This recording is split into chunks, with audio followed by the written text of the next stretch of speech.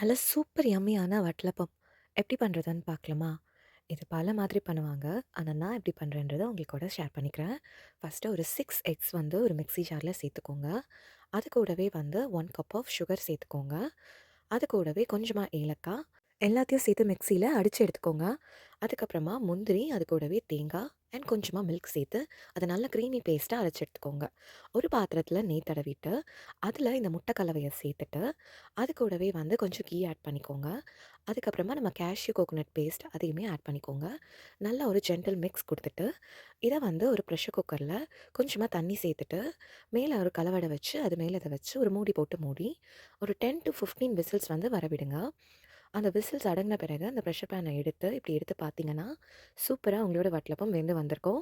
ஆற விட்டு ஸ்லைஸ் போட்டு பரிமாறுனீங்கன்னா, செம்ம சூப்பரா இருக்கும். இது எங்க வீட்ல இருக்க எல்லாருக்குமே ரொம்ப ஃபேவரட்டான ஒரு டிஷ். ரொம்ப ஹெல்த்தியும் கூட. கண்டிப்பா ட்ரை பண்ணி பாருங்க. ரெசிபி பிடிச்சிருந்துச்சுன்னா லைக் பண்ணுங்க. மறக்காம என்னோட பேஜ ஃபாலோ பண்ணிக்கோங்க. தேங்க்ஸ் ஃபார் வாட்சிங்.